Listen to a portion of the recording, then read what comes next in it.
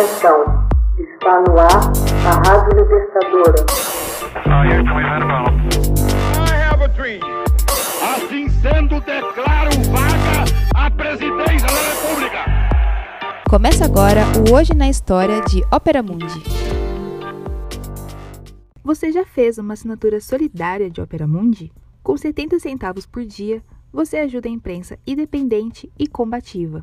Acesse www.operamundi.com.br/apoio. Hoje na História, 15 de janeiro de 2005, morre em Barcelona Vitória de Los Ángeles López Garcia, uma das grandes sopranos do século XX, morreu em Barcelona em 15 de janeiro de 2005. Afastada dos palcos por decisão própria, pouco se tinha notícias dela quando, vítima de uma bronquite, morreu aos 81 anos. Nascida em Barcelona em 1º de novembro de 1923, era filha de um bedel da Universidade de Barcelona e sempre reconheceu sua origem humilde. Descobriu sua vocação musical muito jovem, ganhou diversos concursos internacionais de canto, em especial o Festival de Genebra. Estudou no Conservatório Superior de Música do Liceu, em Barcelona, onde se graduou em 1941, quando contava com 18 anos. Neste mesmo ano, realizou uma apresentação operística no Gran Teatro del Liceu, famosa casa de ópera da cidade, prosseguindo em seguida com seus estudos. Em 1945, fez sua estreia profissional no papel de Condessa em As Bodas de Fígaro, de Mozart. Em 1947, conquistou o primeiro lugar no concurso internacional de Genebra. Em 1948, interpretou em Londres La Vida Breve de Manuel de Falla. Em 1949, interpretou na Ópera de Paris o papel de Marguerite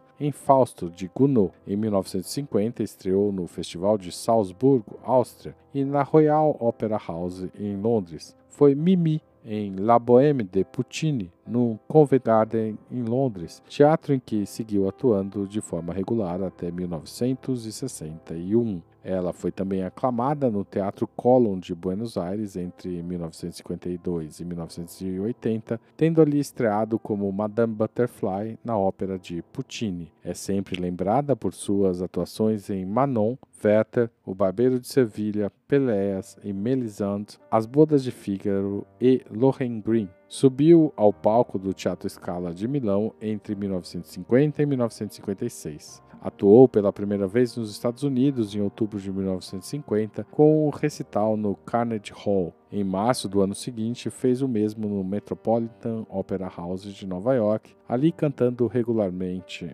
por muitos anos. Apenas 7 anos depois de sua estreia, já havia cantado nos teatros mais importantes do mundo. Foi a primeira cantora lírica espanhola a atuar no Festival de Bayreuth, na Alemanha, em 1961. Interpretou o papel de Elisabeth em Tannhäuser, sob direção do neto de Richard Wagner, que ficou tão impressionado com sua atuação que voltou a convidá-la no ano seguinte. Sua despedida na ópera ocorreu no Teatro de Zarzuela, em Madrid, em 1980. Deu seu último recital em 1996, aos 72 anos. Preciosa voz de soprano lírico, possuidora de um timbre inconfundível, condicionou sempre o brilho pessoal às exigências e ao espírito da partitura. Os críticos concordam em afirmar que a voz de Victoria era uma das mais raras e delicadas. Sem possuir a beleza tímbrica de Renata Tebaldi, nem a força dramática de Maria Callas, era uma mescla de uma e outra. Sempre se ressaltou que seus agudos eram extensos e metálicos, que tinham, em compensação, a possibilidade de cantar papéis de mezzo-soprano como Carmen de Bizet ou a Rosina de O Barbeiro de Sevilha, de Rossini.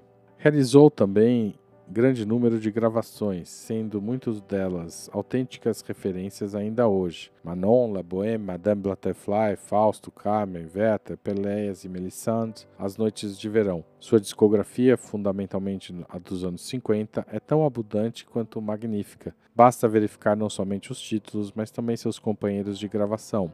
Carmen com Nikolai Gedda, dirigidos por Sir Thomas Beecham, e Pagliacci, com Jussi Björkling e Leonard Vahen, dirigidos por Renato Cellini. Cavalaria Rusticana, com Franco Corelli, dirigidos por Gabriele Santini. Os Cantos de Hoffmann, com Nikolai Gedda e Elisabeth Schwarzkopf, dirigidos por André Cluitens. La Bohème com Jussi Björling, dirigidos por Thomas Beecham, Madame Butterfly, da qual há 2 gravações, a primeira com Giuseppe Di Stefano e Tito Gobbi, dirigidos por Gianandrea Gavazzeni, e a segunda com Jussi Björling, dirigidos por Gabriele Santini. Também gravou Simone Boccanegra com Tito Gobbi e Boris Christophe, dirigidos por Gabriele Santini, Manon com Henri Leguet, dirigidos por Pierre Montet. Tudo isso nos anos 50 e início dos anos 60.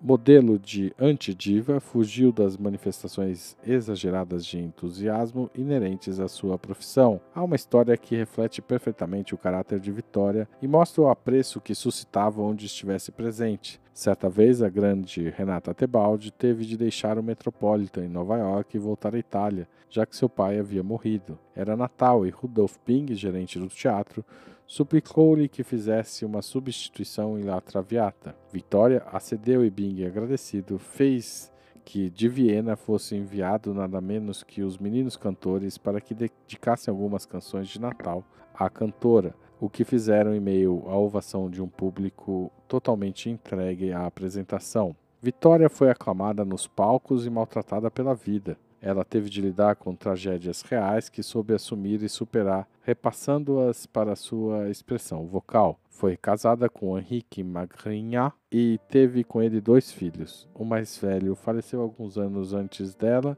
e o segundo padecia de síndrome de Down. Hoje na história, texto original de Max Altman, locução de Haroldo Cerávulo, gravação de Michele Coelho, edição de Laila Manoeli. Você já fez uma assinatura solidária de Opera Mundi? Com 70 centavos por dia, você ajuda a imprensa independente e combativa.